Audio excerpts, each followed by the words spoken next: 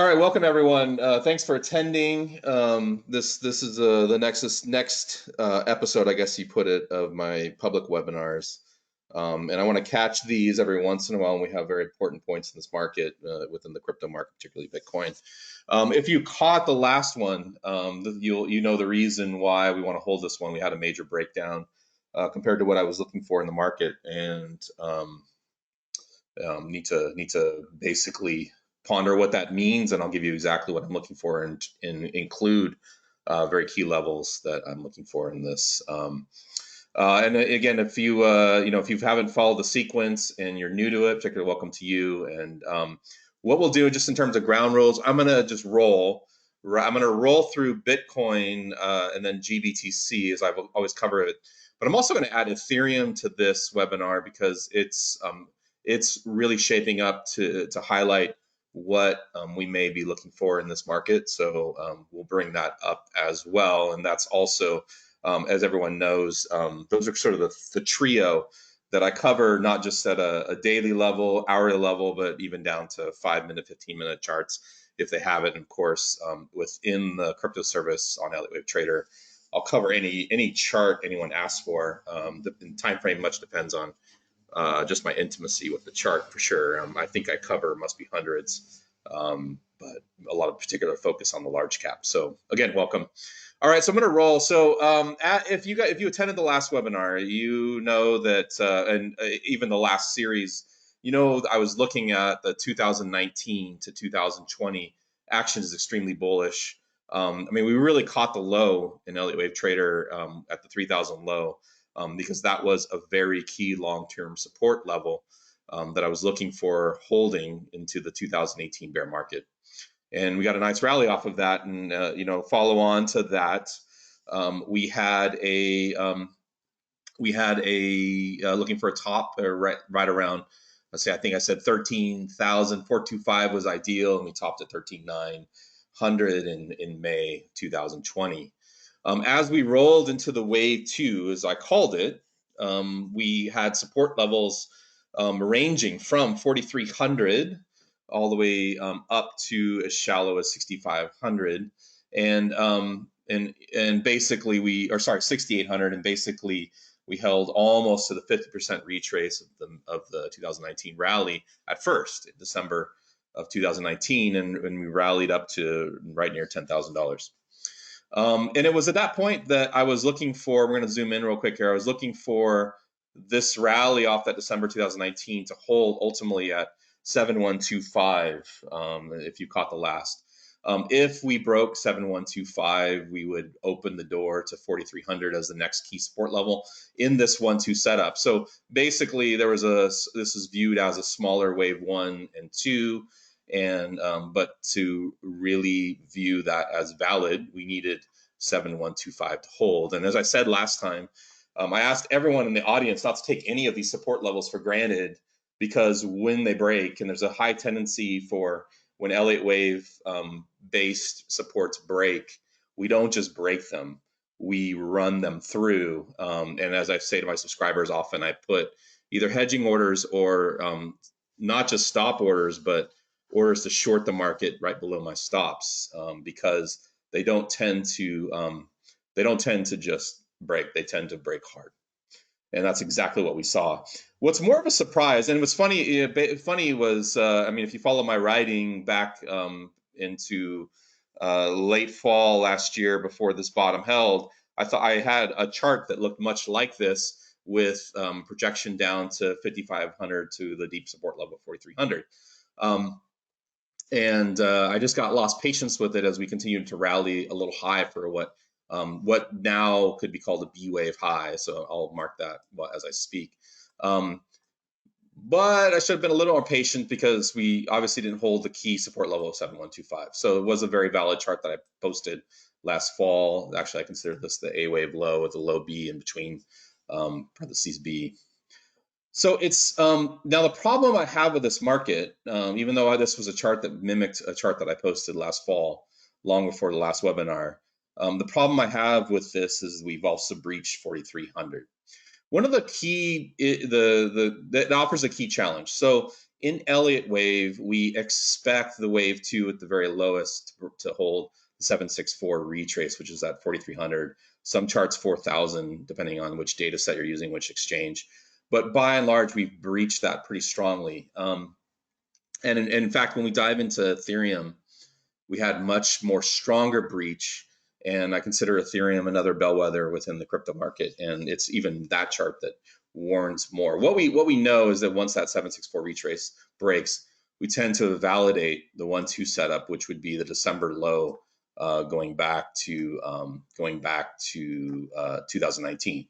But just factually speaking, right now, we haven't breached that. We haven't broken that. The bull market, quote unquote, the bull market, if it is still in play, it has certainly not been invalidated. And I'm talking about the bull market that may have started in the low in December 2018. So that's really the open question right now. When we first breached that level at 4,300 and started to rally, what I had said, well, if we have a very bearish situation, if this holds, and I'm sorry, I don't know the level, if this holds a wave 4 resistance level, we could take an immediate run to 2,000. But we've already breached that level, opening the door, what I would call a crawlback in this market. A rally that's, I would say it's in a very tenuous level, but it's calling back over resistance levels that would indicate that we don't see another low. What I want to present to you is my two primary cases, and I do have a bearish scenario, and I'll tell you where that bearish scenario,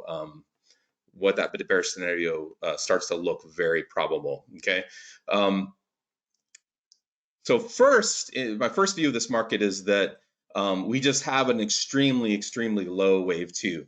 Again, 4,300 would have been a very typical range for a very deep wave 2 in Bitcoin, and that didn't hold, but we only really breached it by $500.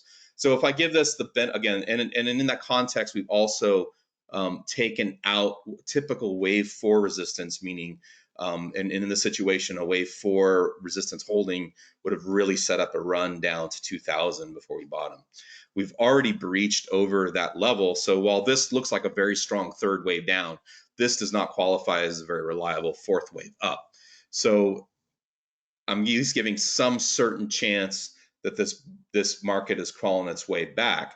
But because we've had a very low breach of that support, I have to contemplate in the background of having 5 waves in 2019 and 3 waves down into this low very fast, that we really are in the midst of a 3-wave rally in a B, and that the bear market is still with us, and we may rally as high as 25K, which will feel like a breakout, but I do have to at least give place. Or sorry, get an Amber Alert sounds like. Let me try to mute my phone. Throw it on the floor. Keep it quiet. Sorry if you hear that. Anyway, so it may be that we have basically a bear market rally in front of us, though we're talking about Bitcoin, and a bear market rally can give us a lot of percentiles, just as the breakdown gave us a very quick loss of, over 60%. The clawback can give us a rally from here of roughly even as much as 4x. Very typical in Bitcoin. If you're familiar with trading Bitcoin, those kind of ranges are normal. And it's one reason why I say, well, don't have too much of your holdings in Bitcoin unless you're hedging out very quickly when things go awry. Okay, so that's one scenario. Now I still have the red bullish impulse on my chart, but it's basically the nominal targets. Now, targets can be re-extended and taken out, but depending on the data set, if I use the BitMEX chart, I get a target more like 100,000 versus the last webinar where I was looking for 130,000. And on this, this is a global average chart that you're looking at now, and it basically lops it off at 80,000. I think this one has a deeper retrace on it. So much has changed, but what I don't have, because we reversed so strongly over the wave 4 resistance, what I don't have is impending doom. And some people have quoted me on seeking alpha commentary with Avi, and in the Twitter space saying that Ryan's very dire with Bitcoin, and it's not necessarily the case, but I do believe that we really need to watch this very closely.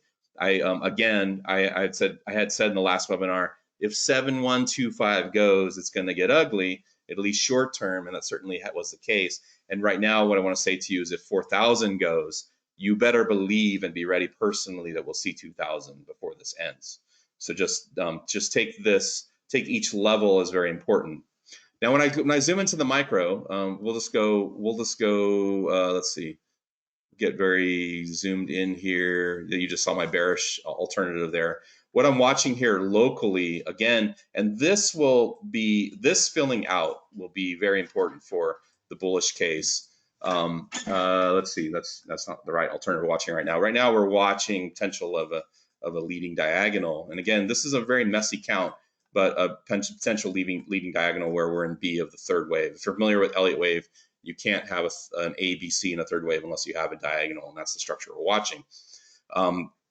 There's an alt where we go down to 5,200 comfortably and then rally in a third, and that would be much more of an impulsive third wave potential as we flush that out.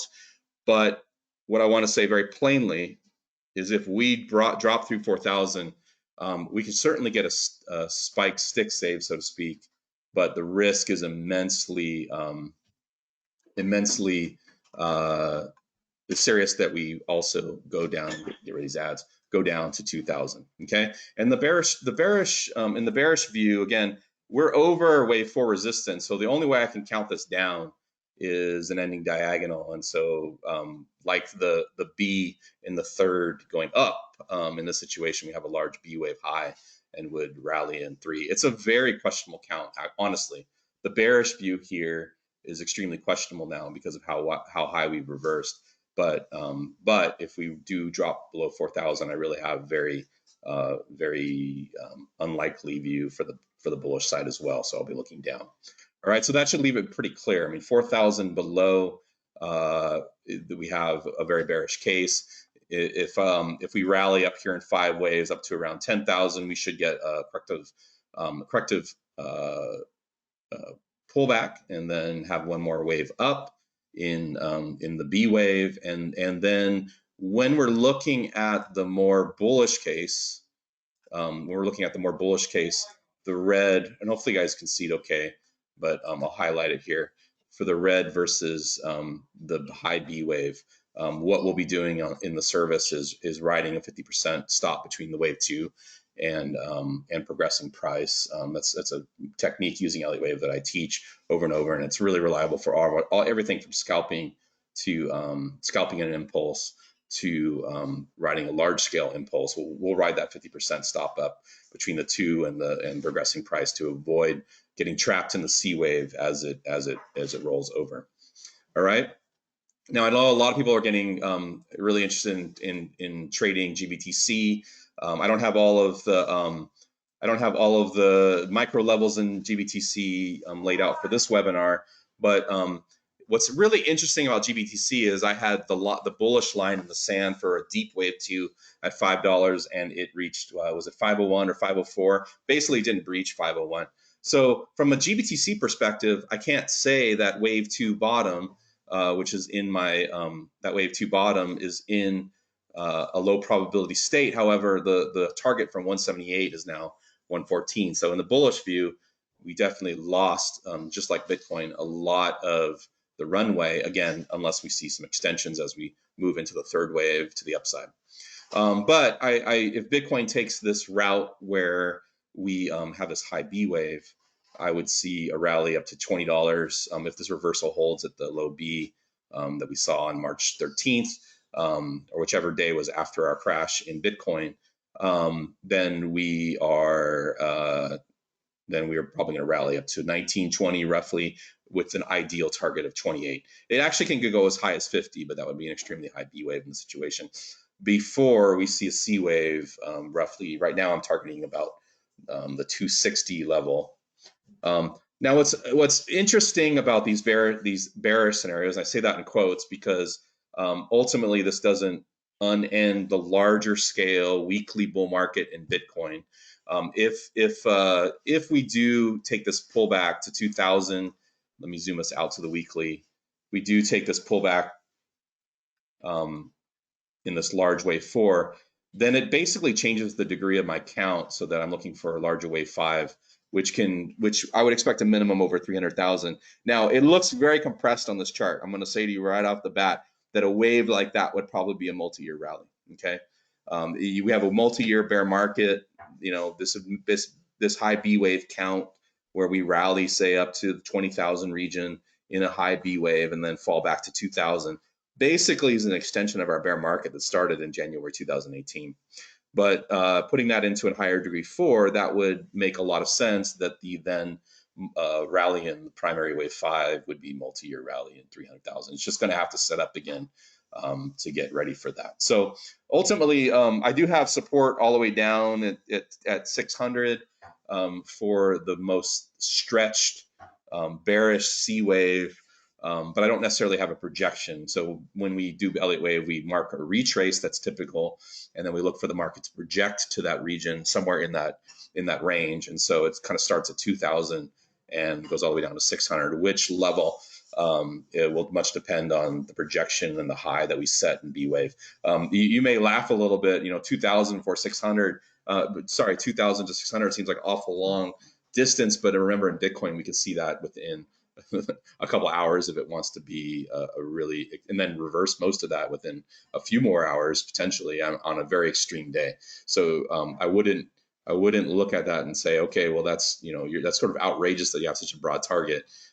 It's just actually just very normal to Bitcoin volatility, and if you're trading Bitcoin as regularly as I am, you're sort of aware of these factors. Okay, so so that compares GBTC. Again, GBTC, what's nice about this is if we do take the bear path to 260, it puts better alignment of my long-term GBTC count with the Bitcoin count, because it would put GBTC started later than Bitcoin, obviously, like by many years. It puts it in a wave 2 with a larger wave 3. That fits a little bit better with Bitcoin's long fifth wave, and Bitcoin has a tendency for extended fifth waves. So it sort of sets up these two charts better. I've been always wondering if GBTC was going to show a C wave rally versus a real impulsive rally. And to some regards, I much prefer this chart in terms of just the academic nature of it, lining up the degrees for a major rally down the road in both charts together. But I'm not going to hold the market to that. Just simply going to watch the levels that I watch. All right, so that's where I'm at on Bitcoin and GBTC. I'll take questions on those after I cover Ethereum. What I want to point out in Ethereum, and a lot of the subscribers on Elliott Wave have known that I've quote unquote bagged on altcoins since the 2019 rally, simply because most altcoins just didn't participate. Ethereum was one of those charts that did, but its weakness here is really marked. Not only did we breach the 764, but we've almost retraced all of the 2019 rally. And from a fib comparison basis, this low here was a 764 retrace, and that scared me enough to be cautious about my Ether holdings. And we've breached it even further, really reaching almost $9 on some charts to this December 2018 low. So in terms of charts, I really prefer that Ethereum is in this V-wave rally, which can get us to as high as $600 before we drop all the way back to $40. This is the chart that screams it. Not to mention all of the weak alts, the alts that survive, because a lot of altcoins are just not going to survive. They just have nothing bullish left in the charts, breaking support after support. But we've got a few large caps that start to give a hint of this sort of structure where we claw back in this C of B. So I do have a bullish, bullish alternative with Ether, and I don't have it displayed here, but it involves a rally up to $2,000 versus 600 where we topped in B, and that 2,000 be one of a very large 3. But I think it's better to right now expect this chart to sort of give a fake out rally, not a rally it's going to be a great rally if we can continue to claw back. Below 95 warns of a very immediate ride down to sub 50. but it's got a very similar structure to Bitcoin off of the lows. So right now I'm looking higher and until that 95 breaks. All right.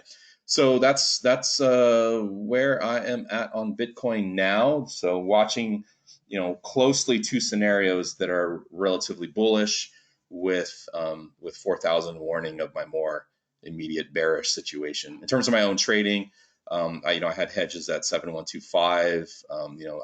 I think I shorted a couple times during that night, but largely since the low, since we came back up too high, I've been trading up for now, but below fourth. Well, I've got hedges at 56.50 because if that breaks, we should be hitting 5,200. But if we break below 4,000, I plan to be net short, at least carefully.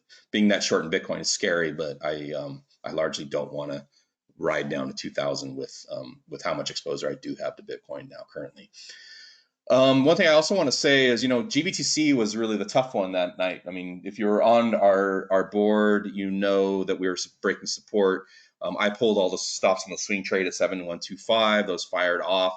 Everyone knows I was looking for that. The problem was with GBTC, we had a gap down. So that was really where the pain was. No one could hedge that gap or sell that gap because Bitcoin trades 24/7. So that was a real problem. Granted that it held my bullish line in the sand, that's great, but it didn't allow anyone to fade that major break of support because of the gap down. So I've been studying, been working with an algorithmic trading, and we're looking for some momentum signals in GBTC. That the first ones were no good, but try again, and we're looking at signals to get a part of the service so we can avoid basically an early momentum breakdown. And so I'll be using those in the service when they're a bit more promising. Again, the first try was not successful, but I don't give up on such things. So we want to bring that into service so that we can try to avoid that gap down. And it may be eventually that we have momentum signals in GBTC that we can use as an indication as well. But GBTC is less critical if you're trading with your stops because you can stop out 24/7 if you've got them on the exchange. Granted, some exchanges don't. Are too illiquid for such things, but it's ideal. All right, so without further ado, I'm going to take some questions now, if you've got any. Let's see if I can get to, let's see.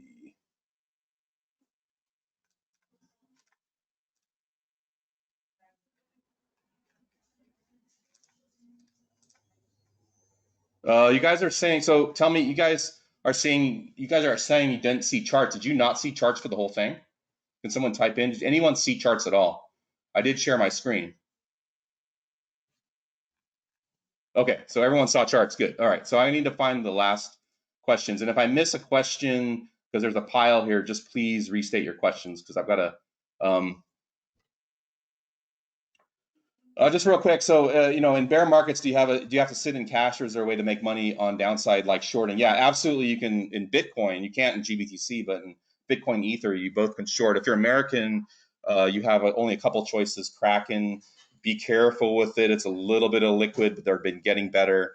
I'm pretty close with some of the Kraken managers, and they're working on that. But you can short on Kraken. Other than that, for Americans, the only other option is put options. Either on CME, which are not very liquid, or ledgerx.com, which are a little more liquid. I think Bakkt Exchange has added options as well, which is a qualified, regulated American exchange. If you are outside America, you've got BitMEX futures, Durbit futures.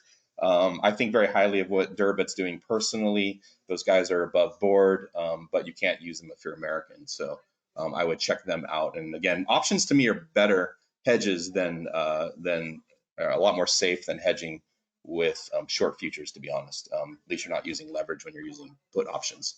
So another question here. Can you explain from a fib perspective your point about the XBT bounce being high enough from the low of 3.8 that the probability of having wave 4 going below 4K become low? Yeah, so I mean, in Elliott wave, I mean, it's really obvious work that we rely on here because you won't find this in Prechter and Frost write-up, as I recall. I don't remember it in the book, but if we look for, so if we consider this a third wave, and we got to have a wave 1 and 2. So the best candidate I have for 1, 2 in this third wave is is this high right here. And even if I have use this low down here, which is the second candidate, it's even more invalid. But you wouldn't expect a fourth wave, at least in an impulse, to rally past the 50% mark of that third wave. And you can see right here, so 50% mark is 6035, and we rallied all the way up to 7038. In Ethereum, we've just touched it. We haven't broken through that resistance level very decisively, but already in Bitcoin, we've rallied through that resistance point by $1,000. And not only that, but we've sustained over it largely. And so, here we are sitting at 6478, and we look like right now, technically, at least we look like it, we're setting up for another rally here. I can't consider this a fourth wave. If I'm going to be bearish, again, I have to consider it a B in a larger diagonal, but I would call that a tortured count. I mean, that would be, to be honest, it's me forcing a bearish view on something that, from a Fibonacci pinball perspective, using obvious work with an Elliott wave theory, that's really not a reliable count. Okay, but I want to know what's going to happen. I want to know what's going to happen if we break 4,000. If we do, I can't be bullish below 4,000, at least not very readily. And so if we break 4,000, what's happening? And the only way I can use this high is as a B, a third wave down in a large diagonal. But it's really not even typical of a diagonal. It really doesn't have that typical structure. But that's what I would be looking at least on the first break of 4,000. All right. Let's see, is EOS pretty much dead? I'm not going to pull open charts of altcoins because we can just open a can of worms, but it's not dead, but I've gotten out of it. I don't like short term, just don't want to touch it right now. But from a long term perspective, $1.74 is super key. It's just untouchable to me in terms of short term trading. So I stopped out a long time ago. In fact, I hadn't even touched it much in 2020. So if you want my take, I avoid it. It's one I still think has a ton of potential.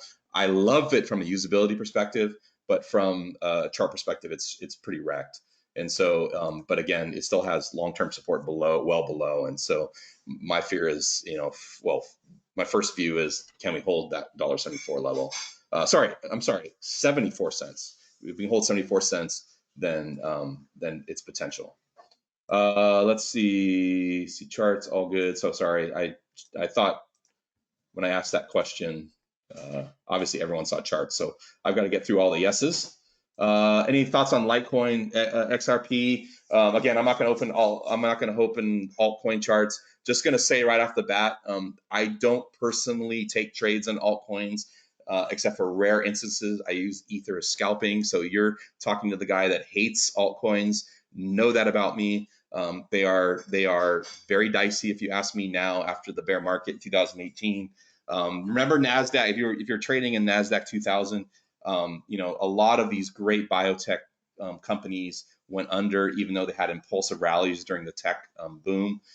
That's the same thing today. We've seen a lot of altcoins have impulsive rallies into the 2017 high, and a lot are not coming back. Litecoin and XRP. XRP is above long-term support. Litecoin is above long-term support. They're both possible. I see the bearish scenario in Litecoin down to $5 if it breaks down off of this low that we just had on March 12th. So I consider it a very dangerous chart. XRP, both of them right now tracking short-term bullish scenarios, just like Bitcoin and Ether. So there's potential, but I would be cautious. You got to know where your stops are, your supports are on any of these charts to be holding them, holding a big bag of them. You really got to. All right.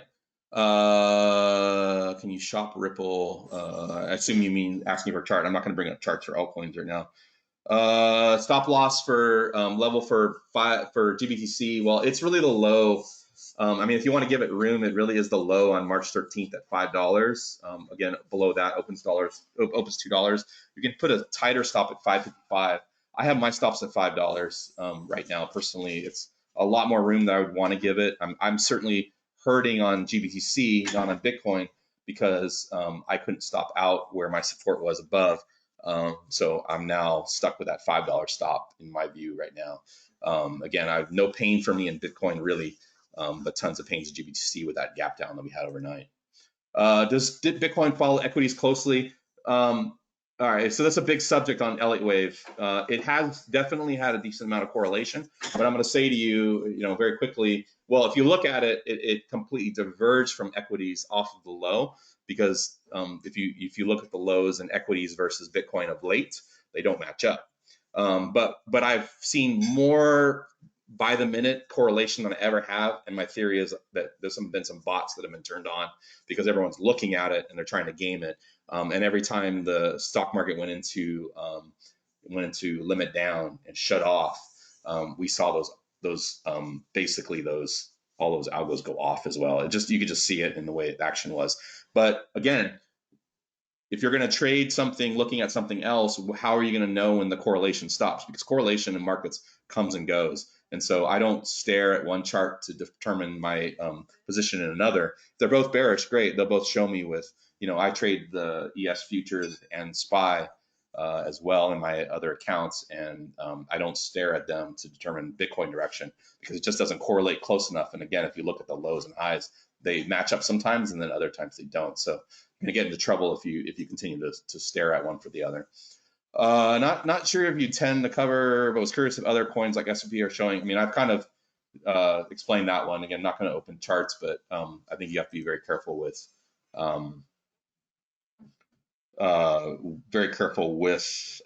altcoins. Do you have any data from Bayesian on all your GBTC charts? No, I don't. I mean, I don't know Luke's method. He and I chat all the time, but his method is a dark art to me, and we have a very different method of trading. I've seen sometimes where our signals line right up, and then sometimes they diverge, and sometimes he's right, and I have to stop out a little bit lower, and sometimes it's the opposite. Sometimes he's bullish, and and I'm bearish. So and sometimes it played out right. I mean, both of us have a pretty decent record. We had a great record in GBTC until that gap down, which is uncontrollable. That's why I'm moving to an early momentum signal if I can find one that's viable. And again, I'm running through the computer plus a friend helping with artificial, basically machine learning to get to a good momentum signal, which will integrate into service. But again, Bayesian is not a method I understand.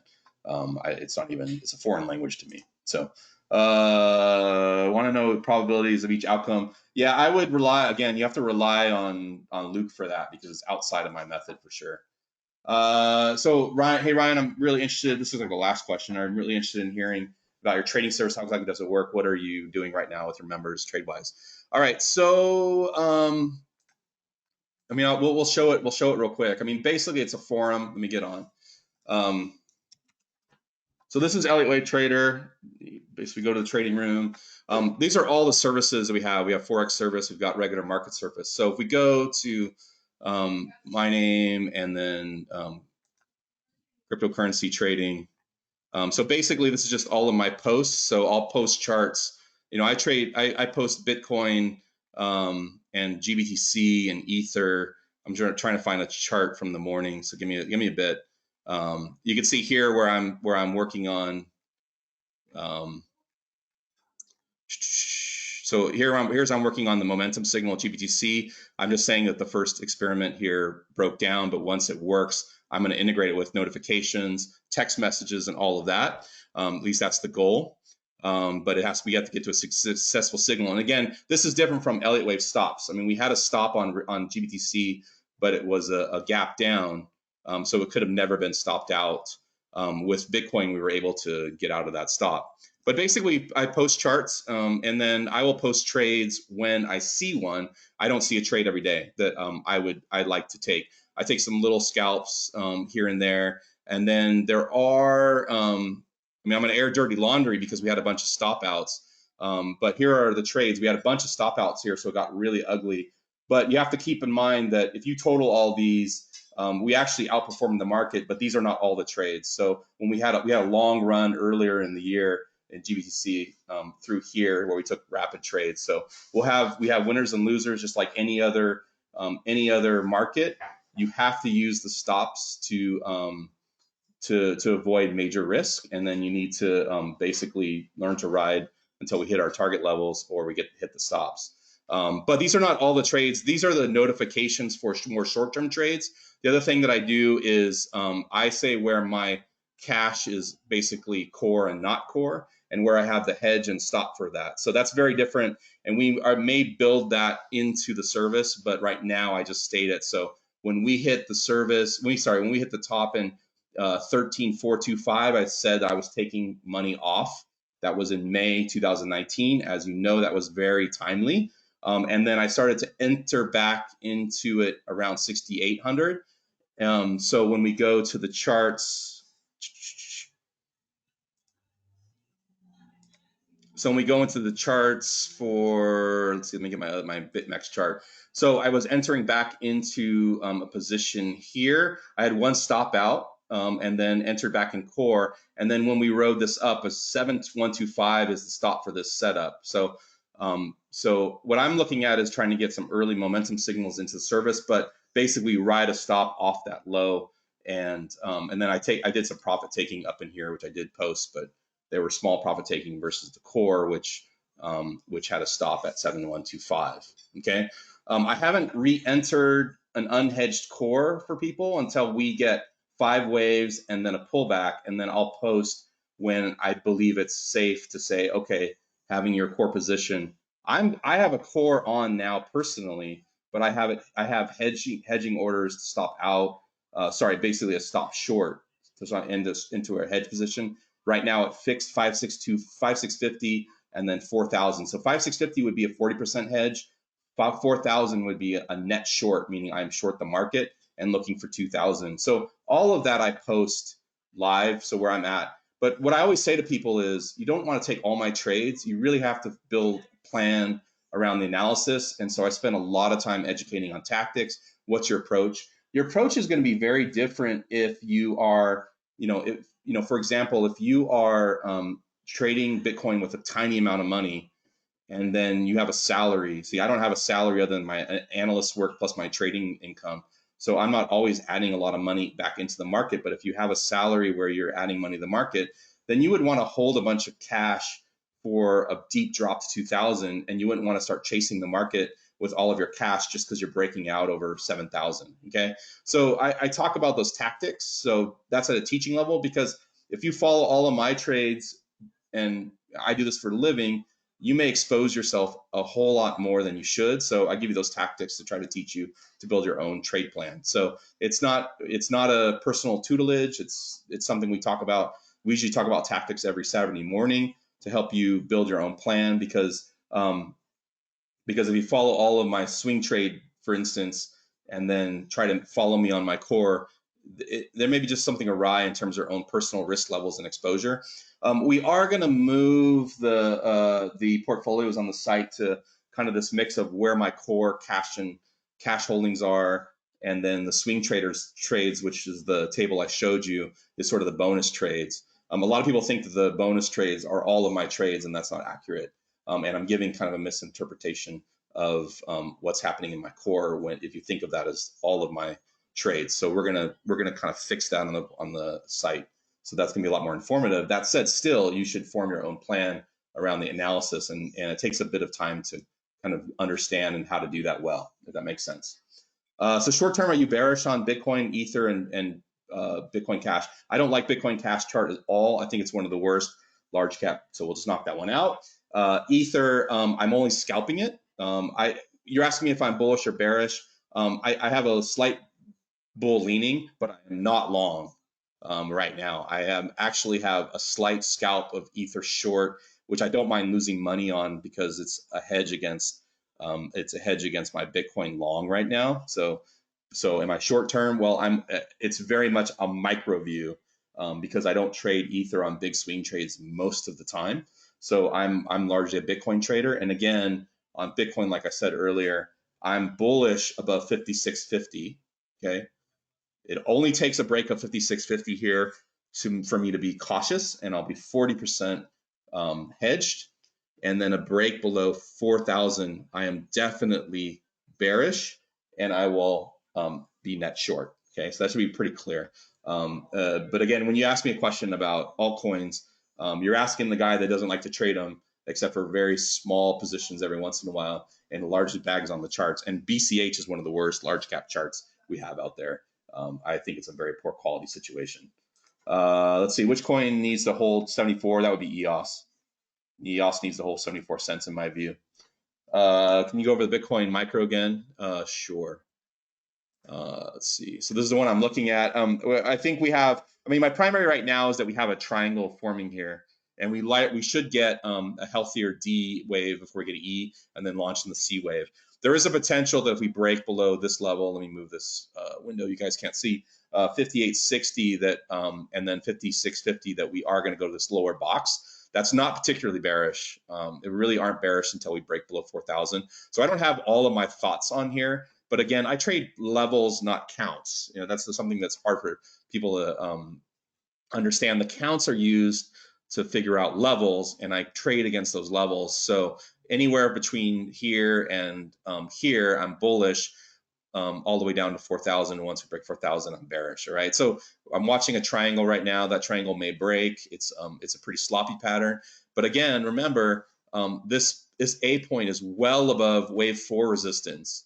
And as long as we fill out 5 waves above and sustain above 4,000 after breaking resistance, then I'll continue to look up. Okay, so there's many forms this structure can take. To be honest, we may dip a little bit lower and go. We can fill out this triangle sideways and then go. A lot of different ways. But again, as long as we're over 4,000, I'll be at least watching and trading this long pattern until below that level. All right. Let's see. What should we look for in GBTC since the next move? I mean, right now it's just holding over 555 as the first warning. 665 if you want a tighter support, 555, and then below that 5. Just sustaining over. GBTC is tough because it doesn't give much technical signals during the day. The technicals right now, I consider the 2-hour technical sort of king in crypto, and it's very bullish on GBTC actually, with a very coiled MACD. I mean, I can show that real quick. Let's see.